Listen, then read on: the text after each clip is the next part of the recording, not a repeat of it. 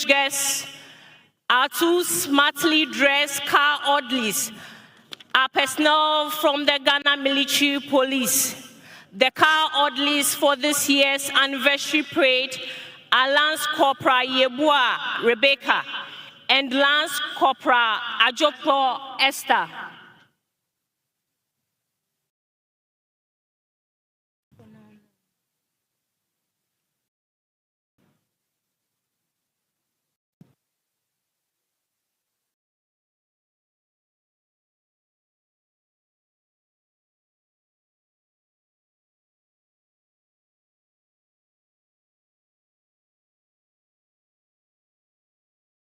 Your Excellencies, distinguished guests, ladies and gentlemen, the President will be escorted by the Police Mounted Squadron. The Police Mounted Squadron was formed in 1940 with 7 horses. They are commanded by Assistant Superintendent of Police, Mary Agamba. The core mandate of the unit was to provide ceremonial escorts for the governor. The horses are also used for patrol duties. Some of the names of the horses on parade this morning are Peace and Love, Sunshine, Lion Heart, Mighty Ocean, Step by Step, and last but not the least, Go Ahead.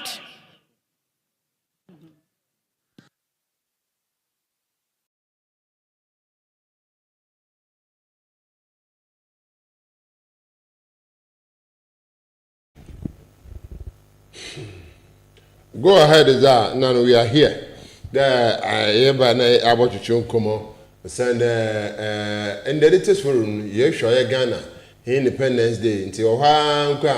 Ghana is free forever. The boy Dr. Kwame Nkrumah, I know no Komaka, Ejaben Bob Wahim, my Hinsaka, I Sergeant Fono Common and pay 5 for Independence Day, Honka Saka Kanka. Yet they engaged me to Nakahinum. Yamabo, Fida, your 6th match. Ye kwaka match. Inti ye last year that you to me ye shay and then you to me kwaka ye ano bibinti oyanaka kraba waya Jubilee House and into parade no to no sen. Inti minjin there afiso e bokwa ka show. O say the last year was getting home. Ghana is beautiful. Ghana is good. Well, no money now put the small Jubilee House inside one. What about it? Doka. Nti ye enkedum kakra no for to be zahin sabaka bia so ebobo etumina idama oye tiefu na so ye nti de gwe mensin ma hanonum za wo baye no inye schools udosu pi schools no ndosu so onfa kra tamla wa like ya de bokobi nti bohwe no to schools ankan na so last year no one kan si say dem na akibia ma no bagodo na this year ogwe nti ye hwe oye last year from Makaka, na ebe ebisim. Aso yenhwe last year. Aso je ka. Anka waso kamu. Last year 68, this year 69. Okay, we are. Mon come here, my kai. My in summer okro do oye last year. Yeah. Na yamina dawo mara. Odinye budu da mempempende. Yeah. Last year, ma oya ma wakaye no independent. Hey, why no faster house no a strategy abani no people use. Because na ban that don't know one why na there ana necessary there would refi a region by region. It is abakaya oba celebrate bi wa ha. Okoho uko Kofodia, uko Kumasi, ntina or rotate from a region to another region. Ntina no kwanye de se no yada abana okrayen sana yada woda nchoboko different region. But on am there ofiden na ba fofra aba no oboko different region another oboko baby away and the dada onala atase nti strategy na bani UC won follow dada won ne de do oboko different region awon so won ko oye baby an kanana Independence Square wona woyen emu wen Frastar House nti amedo wo asembisi bisi de sincerely wo ka bibi de shehode sikenyi wo usanda obi involve sika kakra wo de baye ntete nti sincerely sikaba nti yakwahe yakwa Independence Square dem woyen da donala anade yebesan yegina oye Frastar House wo onu nechi ni nya anu sompo mensini bialo di ne de another manto bia skede bia wo de ba wo diskan ba manto bi odi ne de nti yabo kondam ana yan kondam one asama asembisa yerbisa one asembisa yerbisa Ani asemisa yebisa nti chede ya hobwa papa da afi oya 6 March no ya bo mazi na fi etum ne yedin fie ma bibia aso etum na ewie paye na so ofibere tubere no nzama autum na ebu na yikam na obode bebi no na moframa horowa wotu na marwotum no abano no na ebiru tuto ho ebiru mo akwamazi wan na no nsam kaka pi nti yehwe yeyere nti da schools kekrebi na wotum na wafa wona wotum na oba what's the name of the schools nti oya efutu senior high technical schools awoko ho ma wotum na wa pick on ho iwo oya St. Peter's Anglican, St. Lawrence A. nti St. Peter's Anglican no oya picking point oba phone na sepetu acha wo ma bus aka picking ma from no na oya St. Lawrence A oya abra no so ababa phone no a futu taxi rank ano wa abra na yakọ woya Adesade College nkwa no do no schools are wotum na watun sa from wo kwese March no bin ya oya Royal Palace na yi police basic obobo anu woya police basic wo na wa aba phone abra oya Reverend Marcus ma Jones fo awon so wotum na woka ho wo school premises ho so no aba phone yeko St. Augustine College area wa Ola Presby na ye Hillcrest nti no so ho school premises wa na aba phone Flower Gay Good Samaritan for aba phone oya Nathan and Sons yimbo the masu na oya Flower Gay so aba phone wo oya school ho enyimbo mi jizira oya school buses aba phone e futu senior high buses a disco bus St. Augustine's bus na ye wosigas for na the church aba Flower Gay for no afọ oya Good Samaritan for asa eyisom the cry we abre me chicha metumi ye there wo say afi school for no one doso one for school CP na police for no so definitely want to catch the police the fire service people the prisons and immigration for tomorrow over no this time we have to a match bi Ghana the match 6 March ya she Afiba sam ye do 69 yeza incredibly na ye no ye for subi o man kamo ye for so mfaso a ye nyen wo mu no da sesia no ama no mpanyimfo wo hu nhyehyɛ bi foforo bi wada akbaka ho na memdo ho dadaw barafi we pegem but and second circuit institution na basic school wona wo match ya wona match oye hwe pa na wa abo ho na abado o hyem fo no nkran na ke pa de Brian na wo primary school na ye wo oye social group bi wo friend edi kanfo wo be de ye boko 6 March kamo na hina ye kan ma ye me ado ma wo be t-shirt a ye share na de ko 6 March ye kamo yin janyo bien da member me ka da me fina da member na yi je de ho asama akomam wo de kala ba fa hen na edibanyo bien ya bo Milo boy tea pa na pan tea na pan no na pan na ye machi si we woden ko region office na Victoria Park ye ma ken wesiulo nti we no bebe woden ko na menye jai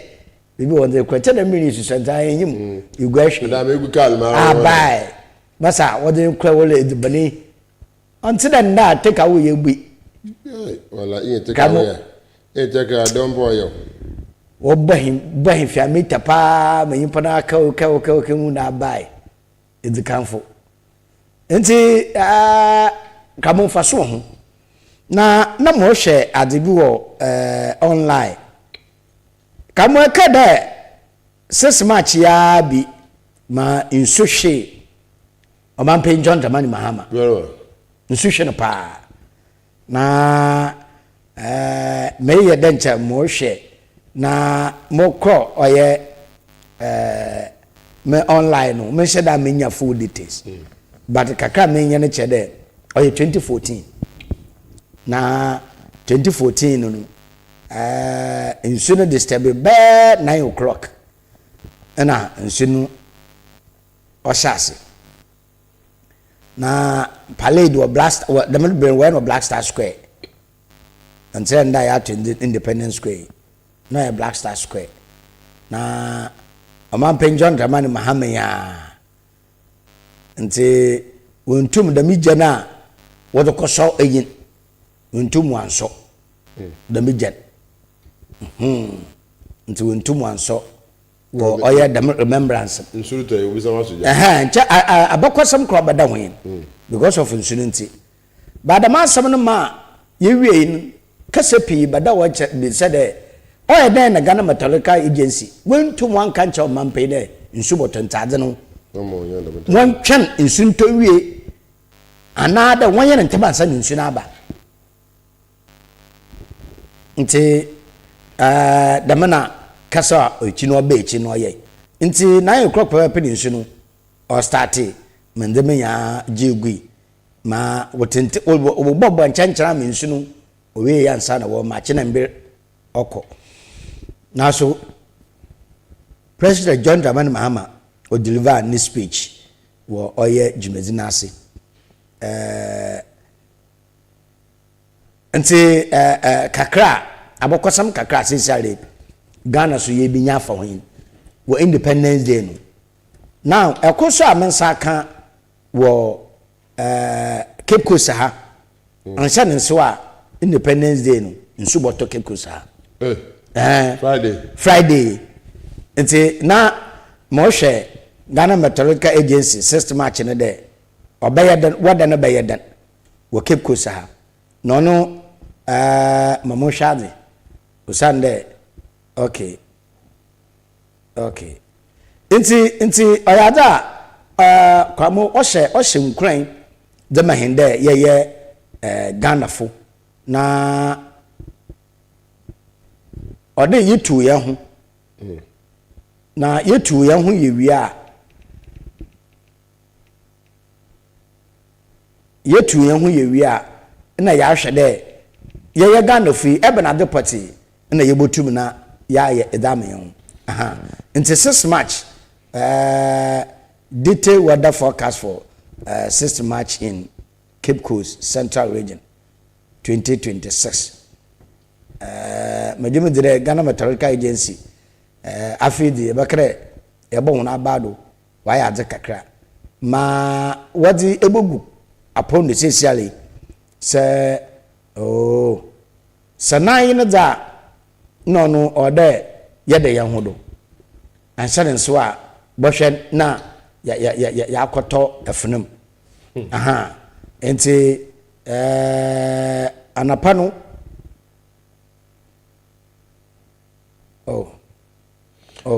asa answer ye ya afi so 69 bizen o jubilee house wa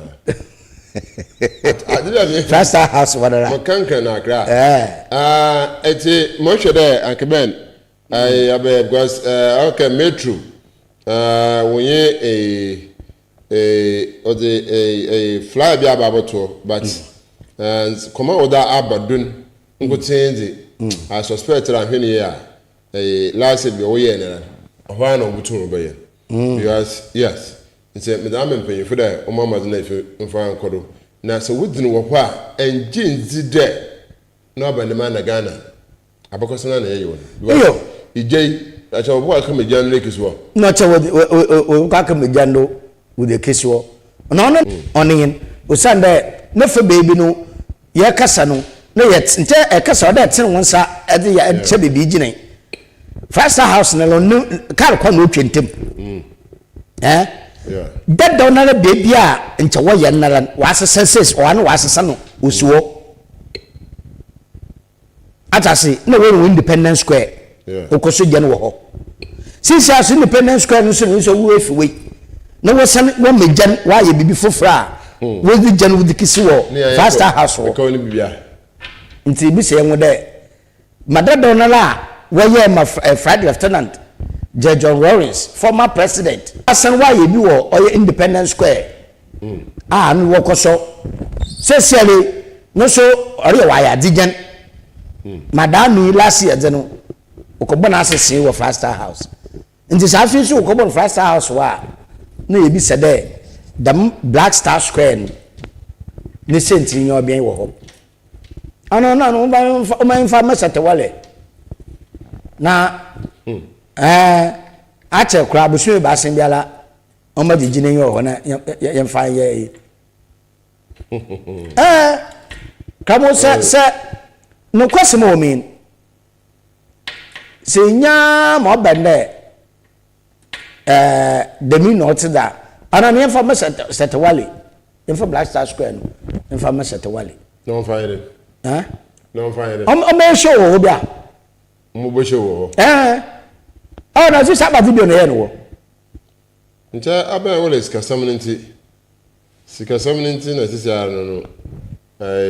ojo tuen wa ase dam no me senti sisial aba de party pa na ye no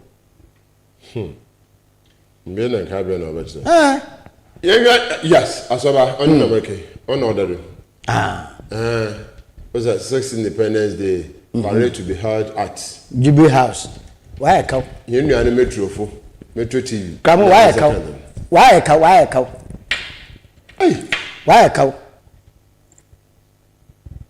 ka very serious come and that and also baba strictly by invitation no be asabni mo te strictly by invitation business boko form asabni nkofo botton one flag wo nkofo botton one flag a ni na obeye kaw na minyimara se eyi bama obutu wa me ahwe last year de mo kroda nkomo twetwen yo nkofo twetwen minyim Costa Television last year kamo yanyi awon de twonkomo business side abenti bi mpoda no buntwal odresre masa office kani takwade oboto no flag what pom flags no boton wo Independence Square ni no ye jet oguna beti dama very very very bad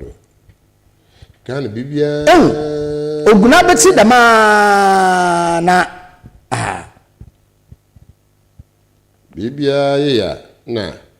azin aya something which is there nkotin na ye ndama kamo ya bokosam no no fa bebi olechia na minyima o mampe njonjamani mahama nenum peyifo nhyehye a wareye se dominam be no na osuro anade minyimara because kamo D-Day no oye day for all, a day for all. No ye desha a man Ghana ye ke da medan podi say yes ye can into the medan po into private a government casino na you food free Bitre state a STC you food free woman I lolo basibi Nedinanto nkrana anya ye mebe bia sis match di to the Ghana bia for bus bia free nti unya ka se wo pie no kire nkofu bi mo ho aba bi onye ye Independence Square nka no wo ye free mo bia tumuko edomi wolo kwa mo wa hunda yes edom na ema na mo tsi ne mo ye yije inde edom no mana obaye mani na no ground ye mo na obatentena ehona bada ho be program lansa wo finfin waje won no wo che finfin so aba the party no bi so konenti ma afi so ye kan wo Frasta House ye nyen no Independence Square kamo mangote mo di mentasibu na eja omampera no owona asoi on na yedi sti ya na man nti aya Ghana mut as sister president ncho wa asoi hwe ncho pay palara to be jama akasa mama oye MCA oye fucheji bi whether they can help us to get it omampeni fee Jubilee House ho na so call no old house so call info no moto keji kwa ka fa no sana wodon be ani yes ke bia amampe no church at Jubilee House na edumedinu so wezi no ya Jubilee House nchi abazi na be Kosa TV ye wo ya studio na ye program so ye no he program no we yim ho ara si o so onifie nti si o baba program no bi na because of the style e pele ye nti e mesi you call oya baby kadai na de call ka fan my the camera to da na de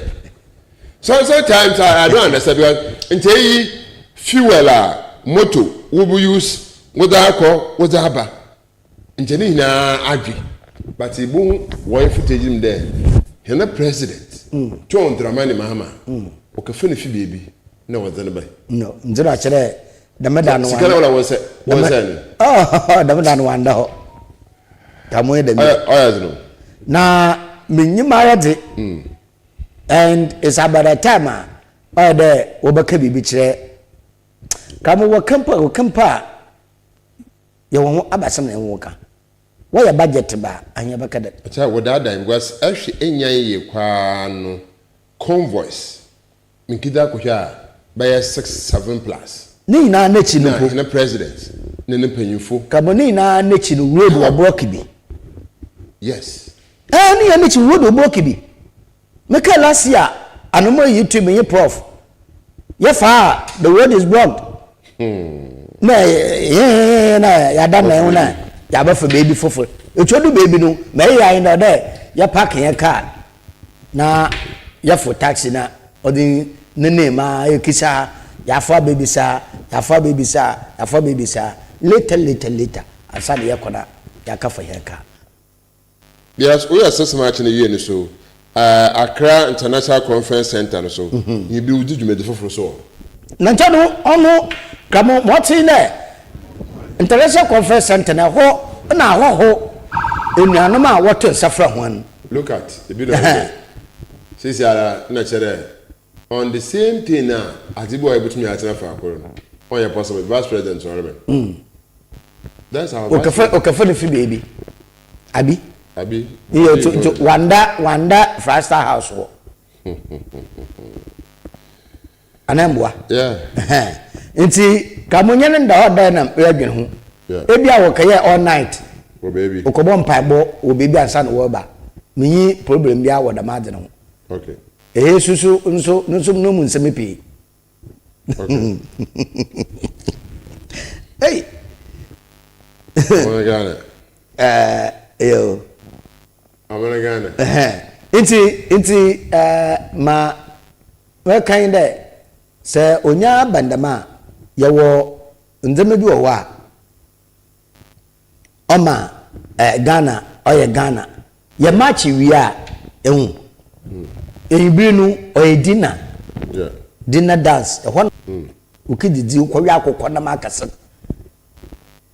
atase ukwawi nsan wine na whiskey papa nalan ho na ukwawi na mami American yi de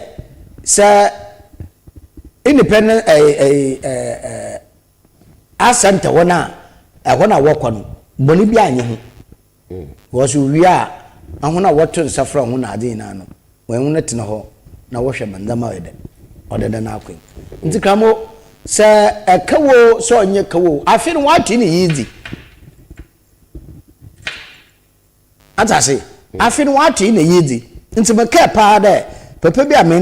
no bɔnkɔ ɔsɛ afi no wɔaso ne yeji yenwa atase afi no wɔaso na yerebo na mu bi nkra ekosampa yi na mu wɔaso hwɛ ho yi na nka fa san mo ho papa na asam nyin wa na wɔabo paa ɔlɛ afi no wɔaso na yerebo obi nkra ekosampa yi na mu wɔaso hwɛ ho yi na nka fa san mo ho asam na yin sa afi na so na yerebo a kamo obi nka kyerɛ ekosampa yi because afi no wɔaso na mu mo hiya yi dɛ wala ba ya hwɛ yi na nka fa san mo ho ewie images MC Ahisa kan infanto na fi ntum ne yenhwɛ na I me pray say hu yes the menu anumi kamu medase last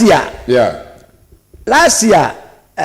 maka pa de eni anumi won worry die de one year Independence Day no wo oye hwɛ yard masa na ahuna woto ne nsu bodi nsu asha fridge bɛyɛ manyim hɔ na wo bɛyɛ we dodge anu po announce wo de mende bia nde ba se di wotum na wa announce that one announce to bia no be Independence Square all of a sudden na de chinya na nyim de wo ya adin wo Frastar House until last year yikupe mu wo Independence Square no nkoma yenye nuanom no twetwen no mo bi na kramo odowe no kwani na pi na wudi yaw. I remember one woman from Liberia no if you boss there no sir no the independent odi them 6 March ohunu bi ze me no na why independent what's there a government so what's sa about the no ko aba fofra aba ntolo ba Ghana no wa bohwe 6 March obeya no show we dodge nzira chere so nantu pe fi waba so the full intel kamo last year we kije ye report na soje yi bi asabe ta fe che no do so nkwan olba ono be ma hin ye soje mpo yi mamfa na mpo security bodyguard man kadam na security fu bi na ataro nkwan ono ba che wa ba make say ye ask permission wo soje fo no wo asana wo babo ansana ye kijina enyim wo ya report ye kijina ijemenyim me kire Frastar House na no opposite baby Blaster Square wana ansana ye ask permission ye kijina mo soje fo wa man koda masa go ahead me ye nyina no enyim pefe de kasa ye ke ne he obi atasema ye reka no ye hwe na security bi na atare nkwan odemi kafi wo hey my friend come on get na we nti want na prophet be said so do you think he know more than those over there what it it's come no kwani saade no wan ye no wo oye Blaster Square kamo hawa bin pa because ehun de le sorry former president ehun me say sisi adamenzamen hia Ghana ya tutu egwe oguro be say yo kamo was you using 6 March ngote no mo yusum de ye one region busy region busy but oye nice initiative ncho da bani a wobadi oto because come on a business kodo ba come the first thing atikra yi ozo baya wa friend 6 March can region oma oyan there come o boost economy o se kaba region num and oma ayanko film ya no ma wo akontum no wo ba fie ebinom ba bo hwe nuano ebinom bo hwe yankofo ebinom ho na nwunu awi school ehunu won achal enuanom wo akontum dama kama obeyir wo central region wo oye Campus Stadium kabo wala enfant cancer akonu ye busy yere papa lo to de club no ya yema kamo mesi igwaye dokodoko da ma bebe be febia nti oyaza se abanyo wodi kamo ye beye recommendation amane de so you know be ye ya onyane hihye no mfa ye national policy yes won fan national policy won fan ko yes won fan ko parliament won fan ko mesebogom nkaje ntum de yes indeed ye wa abakosam de no fa ye order ye no Black Star Square ono do ho we session kama da ho nti ye me ya do mo du greater Accra za e hwa na ye bayen but don ko Afiba no ko one region na region symbols na economy simple kamo Afiba ko one region no boost na economy simple and no so ina wo magana fo sadwa yenwu de region bi obeko bia kwofo bobotasi abakosam no obaya mo ewa nkwofo baka da men sam abakosam afan na kasesen de oto wo tade we TV do ntina wakete ne TV hu wantene TV hu a obako ne baby awo ye no baby awo ye no se wonye scan full call ana no school won choose nde onka match bia abofo no ko bi oyeye but you nya ba region mza abai kamo obobbo mmotiri wakọ regional capital no na wakọhwe Jorokodo and you should be my regional capital bia I make sure that odonya ceremonial grounds so also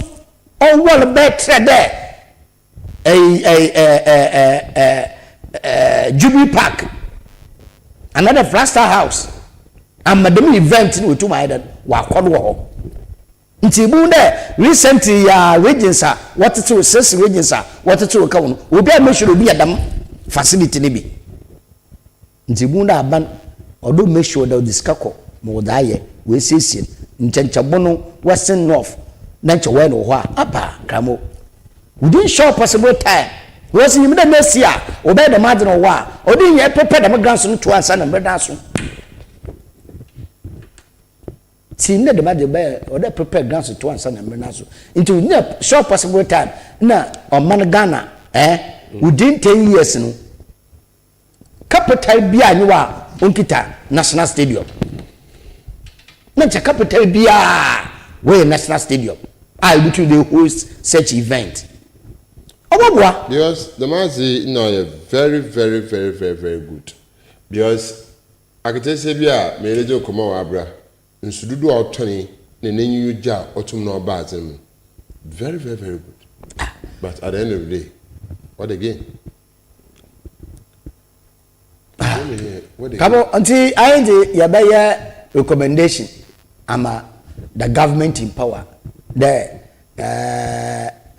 system match na ye no wo oya regions every year bia work one region every year bia work one region oye and this government should continue and obi ya membership bogom for there one fan ko parliament nkadintum number one of the national policies in fanyeduma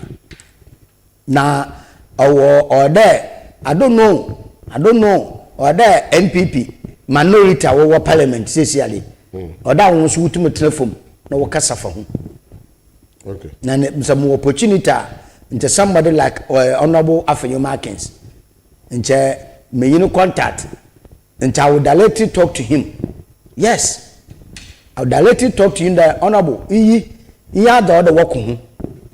would you boost in economy na the maybe you are on here now ye hunde do parliament without not trench ni wa show we see no why policy ni papa that too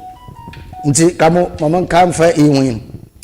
right damina asaminate nti ya anamara oda ebo mazina fie tum na yetu na afi otum no aboa na yekɔ hene yimi wotum no yehu na yedwumadi bi a yetum yizi no ɔreboa him anada ɔde sinto pii wom sɛ na sɛ Ghana yedum pɛmpɛ so na afi aba ne dɛ nzama ntum na ne dɛ ya na kyerɛ ɔde haw kase na etu no ɔde aba na mmom yɛkɔ kitse hene mampanyin 200 mani mama yɛbɛyɛ independent no wɔyɛ no bɔ nkɔmmɔ kakra nti sɛ MC oba maze na fi ontum na yɛhwɛ da hen sabotum na aka da hen mampanyin John Dramani mama ebinom so gura wo send message oba to say that so man Ghana wo yɛ no obɛyɛ ya engineer Shama greeting to the visionary fast thinker and innovation VC for University of Cape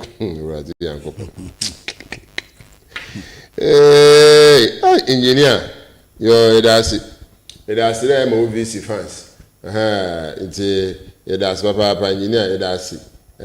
it's ye hwede insa ka hinman payin oye nzina oye twetwe nkomo fa oye independent ho we no bon komo Ghana be yutumi yiko baba yutumi ba na nseme pie otum no ton na mom dema na asodi nkeke no oboboye da ye na ibutu na mara ababa na saadi mfa de sorry sawo de san ho ekira ba oya Cape Coast another central region na so mama acha I don't think there I don't want to na de here but better obi am move ibu hu na ho ase ye ho wa busu yinsu worotan that's the last opportunity but why ajuna efe but e man pain catcher in there otunifo there man wa ba skin you want to jubilee ba sisi aso aba in there was some kind of jubilee na yehwa wo to aba every brazen dey bia oko baby okusuan ade mbese bugo fina oko baby okusuan ade everybody the same as the of them the same as the bia wo tumu suan ebi wo ha wa ye bi ba still na wo kwa ho ya oko bia nka je kala gudua ana abente skin you wan wenje they did it but Ghana the baby and why and papa nti ye ina mama de share so there you turn am over ye we ye sabaka wa ye he man pe ne komo benu bia abira independent nkoma wo to we no boy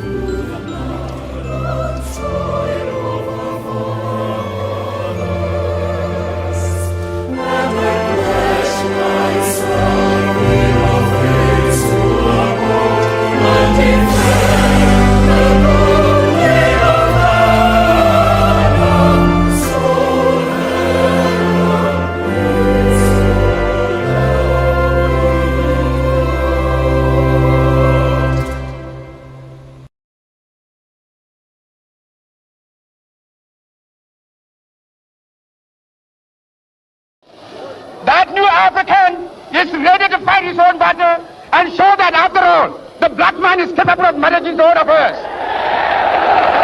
And my last warning to you is that you all should stand firm behind us so that we can prove to the world that when the African is given a chance, he can show to the world that he's somebody.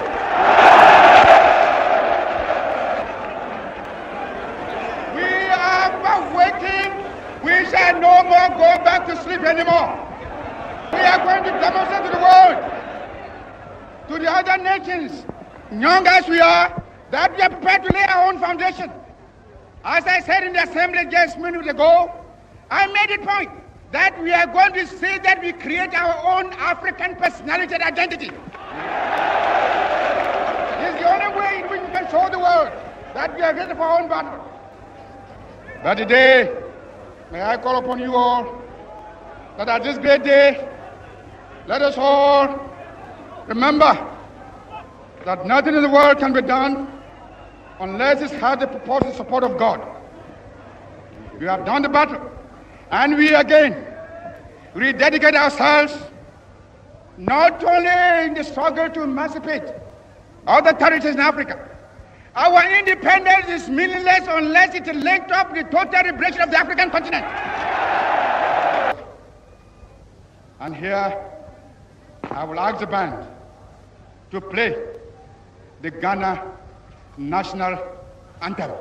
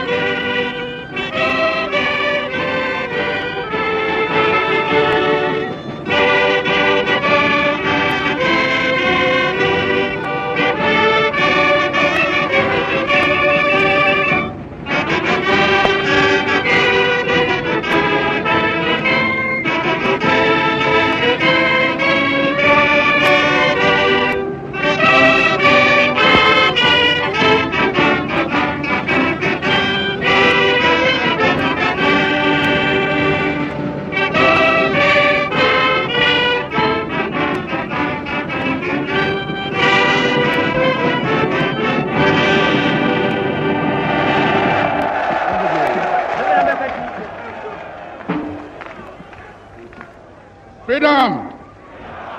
Freedom! Freedom! Did you like or hate what you heard? Let us know in the comments. Gamo oil. I say, Fugui as is our become Fugu. Fugui or that. Fugui or that. Fugui or no man pay. First president of Ghana, Fugu no se. I don't remember this speech. 1957. Echi ndema. Muwabe oye dema. Akoma asoko. Kamo. Na oye papa de yenum peyinfa wo Ghana. Won so woro chiedo. Na ama yenwu de sa Ghana be ye ya ofiahiala. Yeah. Ofiahiala. Yeah. Na yabada oye yenum peyinfa yeto abom adze wariye na so du baby a na chi na nchieye oye wa ye kase dodo hwe baby a Independence Square wo yade mejim di pefe de amam paying gentleman former president Pastor Dr. Kwame Nkrumah wo ye sa prime minister se president wona obeni yan e wa na woye omo pension the man ma yala wa ye bi wo ho wa ye bi mi nsa hwe mpo da wa ya mi nsa hwe mpo ho da the chobanda na ko jubilee house ya came 2 times of jubilee ha ndo banda kamo yemfense na ekomipia na mpeyimfa mpeyimfa wa abako ya hwanze ni na ne bi se de o me speaker e no wo national anthem na sade for Dr. Kwame Nkrumah olusu yeah was na national anthem ehu iyampo ode Ghana fu yibi se ye wo de me pere sa mzia ombo inde Ghana na sante ma yebo no oduwa ni ya wo bema se bronyo se bibi no obi no ugye mo conduct oye banan say sound no mu I'm so here boko say sound na pa in the difference one that time the natural sound in our only Kwame Nkrumah ne nke wa ke ya manufacture one in the difference abem how do I bend them why is it you how do I bend them ewa yedi oman Ghana na afe mfe edusia enuma nsem pi yeah ya chere da Uncle Ben me hwe current or national anthem asisi ayetum yeto iwia osa nezi a ebo ne sisi are enyusu eguare oya osaje for Kwame Nkrumah na ne so yetum yete we want to ye pere the sound keke na hwe how to mo start na how a eje na yoho na azotum no kita nti yenzi kana yemma ba fidi nnezi ara nne mirezi yemma nnehwe no ye jama fo so na ye yin sa yin chi gwaza ye ne waka cha haya de nta haya de so ho za ndare zi a afoforo e wotumi aye national anthem ye fesi ja na ehwe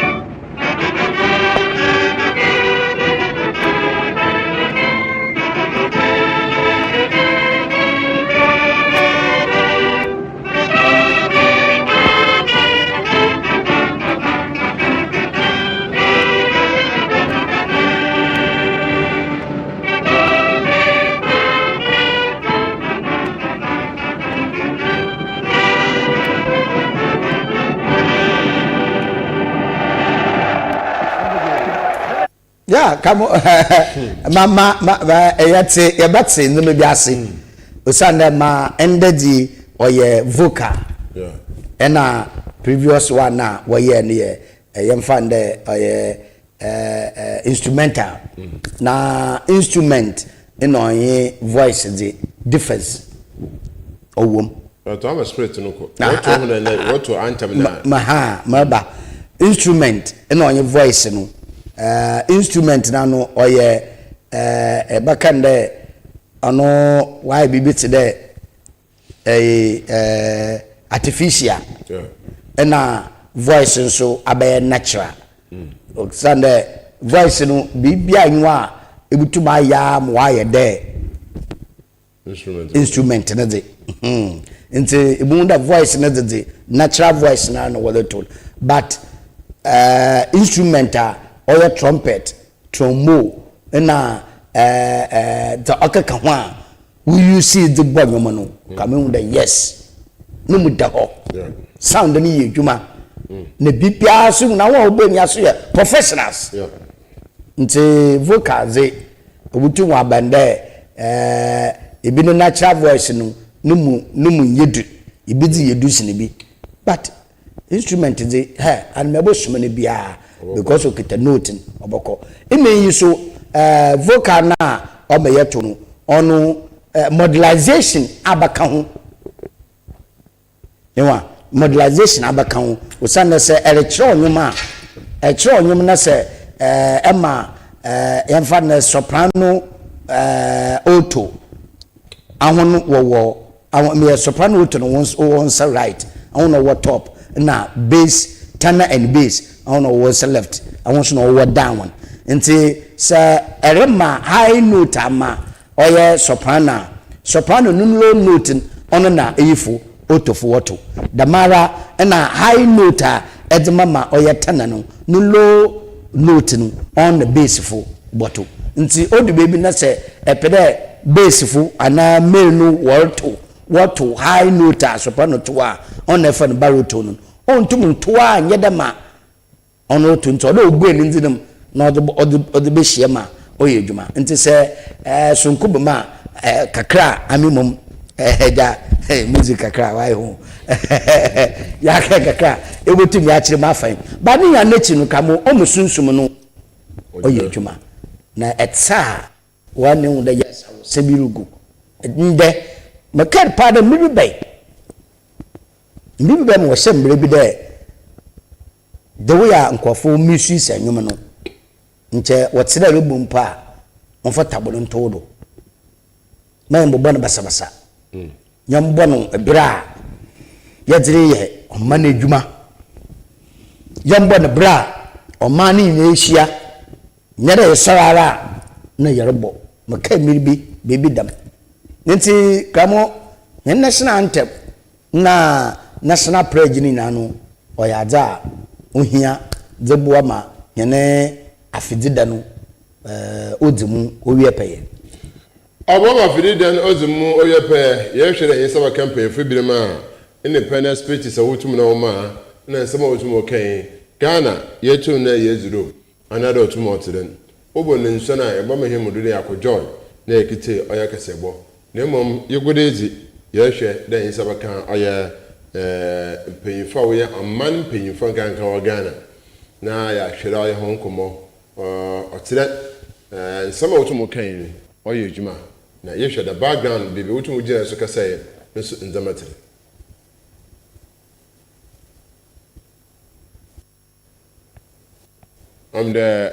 eboko hineyim ya fe hinesaka oya nzina yama dom horaso etum nati bebiara hwe hine fibia butu na so asend oya message emabo a oya Friday oya Independence Day Ghana when ya fi edusia kro oya 69 last year na edusia wotwe oya 68 no ye no oya Jubilee House 69 so e bero Jubilee House na no Jubilee House na bi da ma zaman wa ka ho yo sanhwe ne ya ene man payin likely the likelihood of between the 6 match abakada anya ye ko obizana ni hina 6 match na no between no wezi because we the first one the second 6 match no between obi the third one obi the fourth one ni hina no sorry we Jubilee school hey sorry Jubilee House na no why Obama oye economy no so wo oye sikan baba oye system no no o me sikan so tuma atwe asan kura so kabona maka no bezi kada de wonhwe na wonfa da manhyehyɛ bi a abane bi bado oye no wuntunta na wonfa nye dwomo yeye mo yinsu da se imperial yomia so kabande Dr. Alhaji Mahmudu Bawumia na odi nkonyima nchadema do boto ye do ya njobo chedo pa na nche wa bande wode adenindi no so bokọ oye beebi a ebususun de manto fofora wachichi ni bi nti mpefofo ho aben no hwere oboboa osande sisa mpene bie ne yerbedi wo man penjon jaman mahama na bredo se ademdom hina ye wo mpene bie ne su de nanyim obidi nti se yinyimara ebia obeye hihye na de mpene bie ne no wakọ vacation wo baby ana wakọ independence square problem bi anyo na yenyante imfi asoye wode de mi na obeye na mum ahwara no woye no wode yinyu asem bi aka woye no Frasta house wonde yinyu asem bi aka nti kakra ya bakan anwa woye no hoyedi any message I know ma this shows that sister no ahoho na I will be him anymore. Ubesanka. But I hope he ba. And Oba Boshe the Midmezi, the autumn kodo. No Bosha Abokosamin. Dama, Ben, Ijan photo the name, now Dama, Aban there. Ijan put to Musanampon, or to Macan, Aya Abokosem. Yes. Look at Genshe, the beauty of it. The former president in Okitijan was.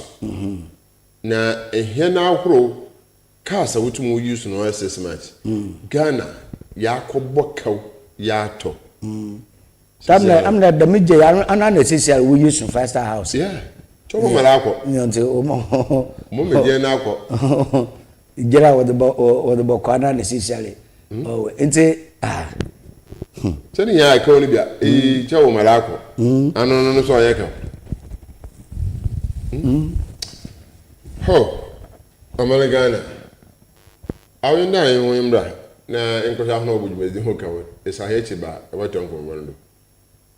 Let me see your hand.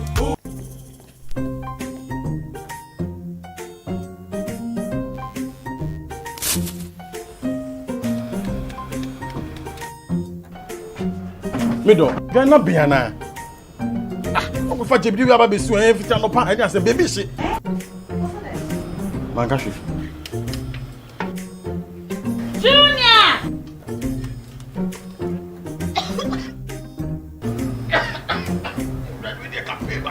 I'm saying so enough for maybe the no. Sister Cospa, it's a winning gas. I'm used to the why. My wife.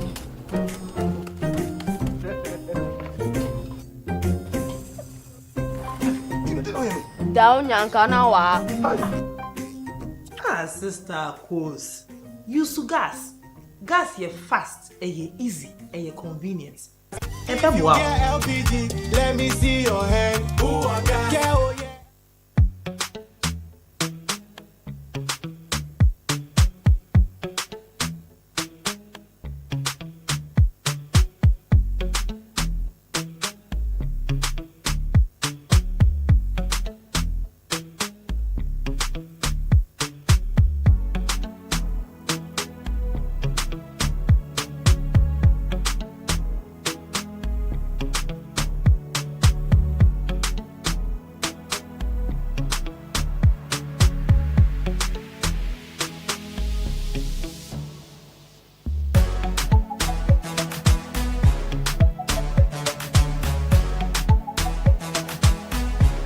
We sell gift shop, a place you can rely on. You call on us and we'll deliver. Thank you.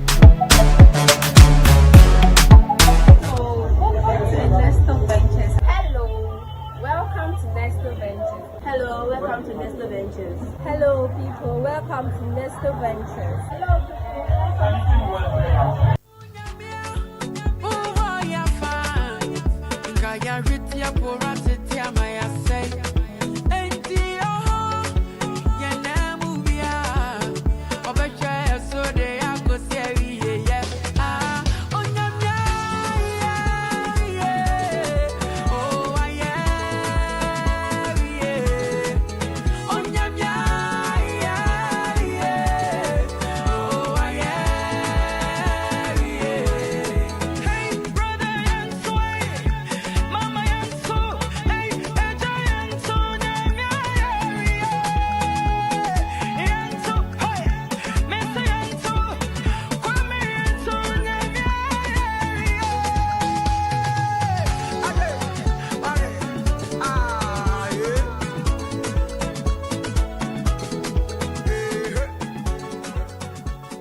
comfortable.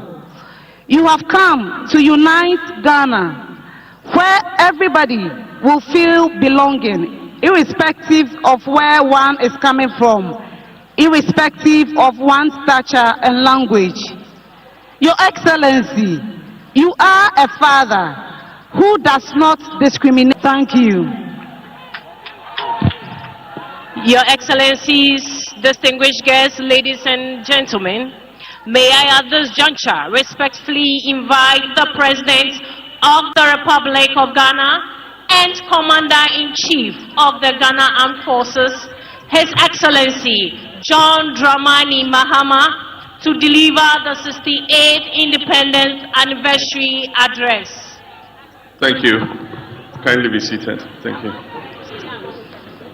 Your Excellency, the Vice President of the Republic of Ghana, Professor Jane Nana Opoku-Agyeman, the Right Honorable Speaker of Parliament, Your Ladyship, the Chief Justice, Your Excellency, Chairman of the Council of State and members of the Council of State, Your Excellency, President John Agyekum Kufuor, former President of the Republic of Ghana, Your Excellency, President Nana Addo Dankwa Akufo-Addo, former President of the Republic of Ghana, and our special guest, Your Excellency, President Jakaya Kikwete, former President of the United Republic of Tanzania, Ministers of State, Honorable Members of Parliament, Nime, Name, our traditional rulers, religious leaders, our service chiefs, our troops, school children, distinguished guests, ladies and gentlemen, friends of the media, and good people of Ghana. I wish you all a happy Independence Anniversary. 10 years ago, during the 58th Independence Anniversary, we implemented reforms to the annual Independence Day Parade. This reform eased the burden of thousands of school children who march, sparing them from hours of standing in the scorching sun. They formed up on the parade ground only when it was time for their march past and presidential acknowledgement. A few years ago, the previous administration also implemented reforms, deciding to rotate the hosting of Independence Day celebrations among the regions of our country. This initiative was intended to bring the celebration closer to all our people.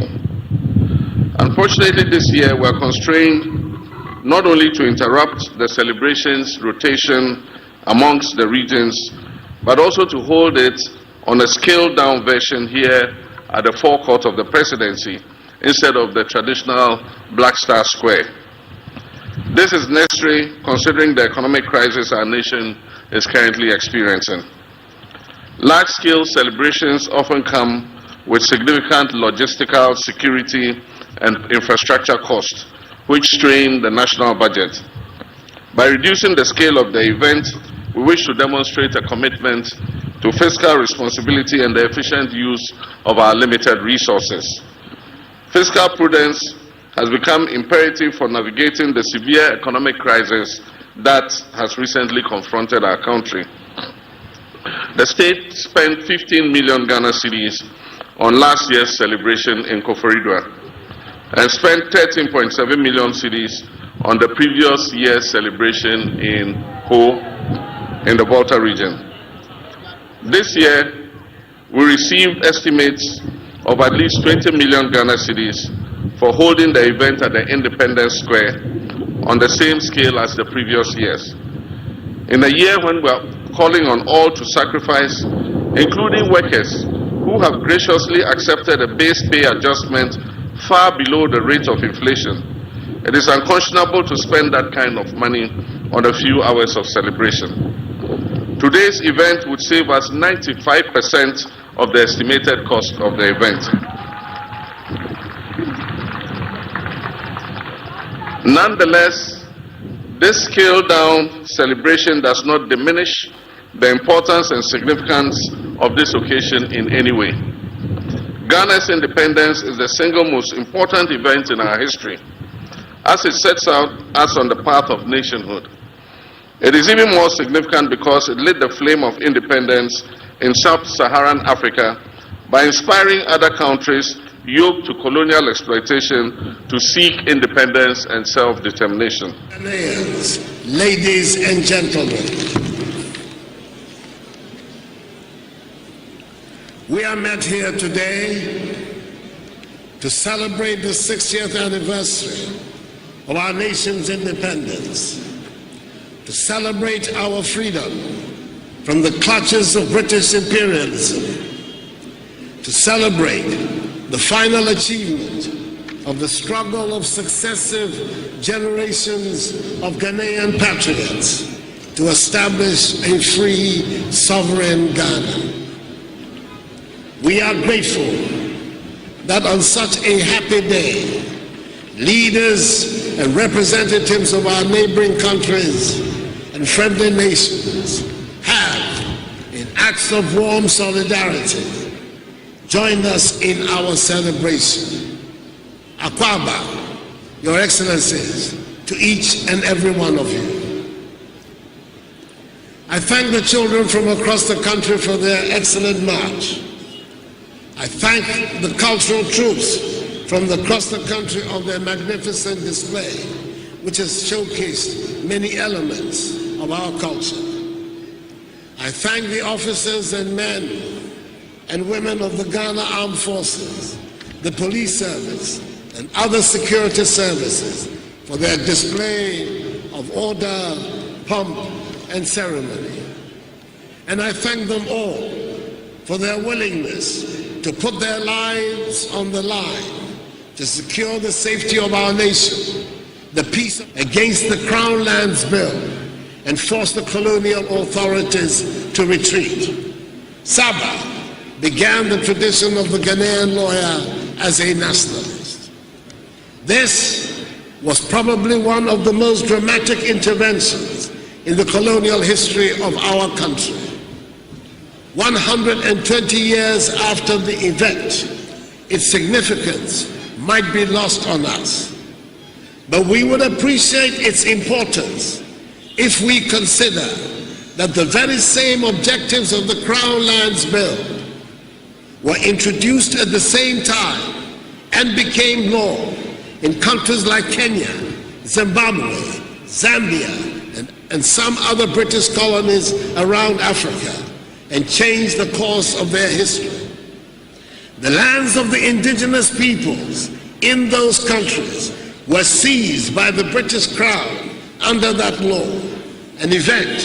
from which a century later they have still not recovered. In what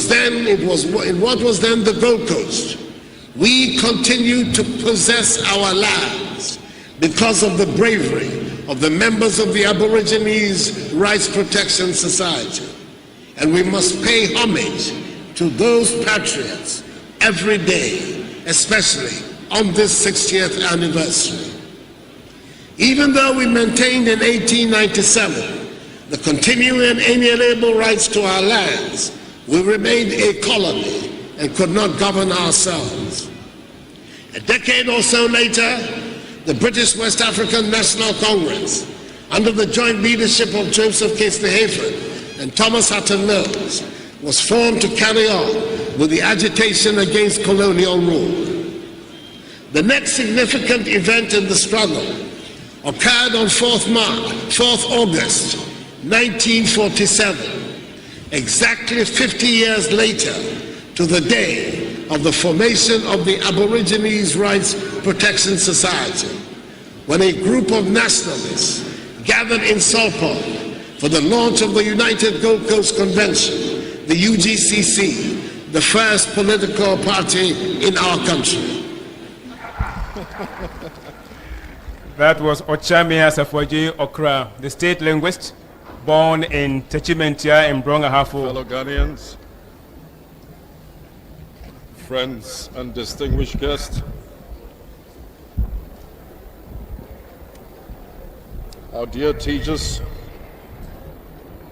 our dear children and youth, I extend greetings to you all on the occasion of the 31st 37th anniversary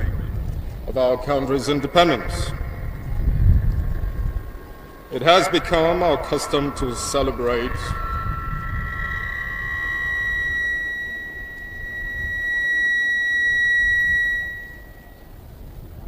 the 6th of March as a day especially dedicated to the youth and children of our country. This morning, we have witnessed an impressive turnout of the youth and their visible joy of participating in this historic event. More than any other consideration, the SWAL PNDC succeeded in promoting a higher sense of national unity and purposefulness, which form the basis of the stability the nation has enjoyed over the past decade. I wish to affirm that the government of the national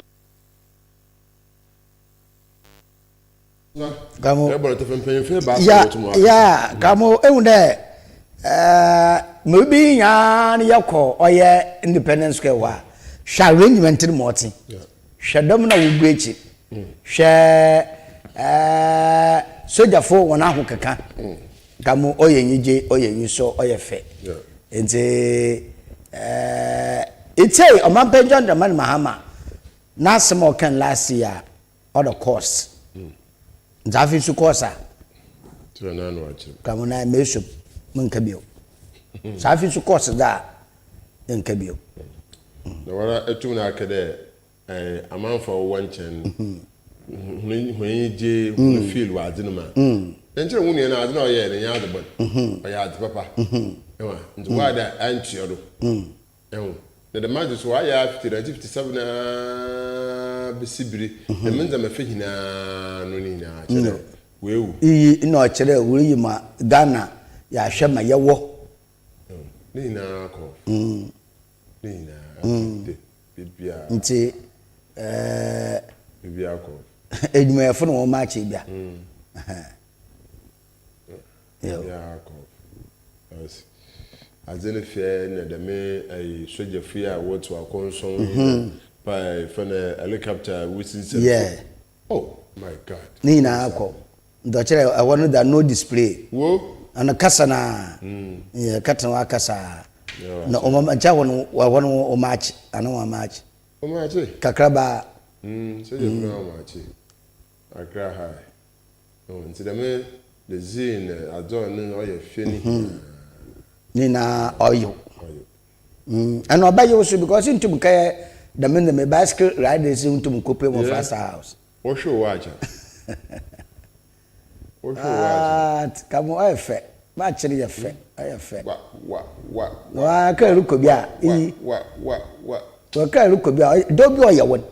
kamo oh ebe the GB is fast without the nation acha wa drone alpha yes oh MCA ya mo bo efidaze ya mo bo efiko Star TV e babra ho na mabasa e salute to MCR asara how did you do me abisi na kabo face na yenchi a ya ma Ghana funya afishapa ma o ya yeah Ghana funya afishapa na afishapa papa MCR ina e be the MCR for so as the e biri be share aba mazide fi otum na America medini so OMAR bin Abdullah news at 7 joy na YouTube yoko bye bye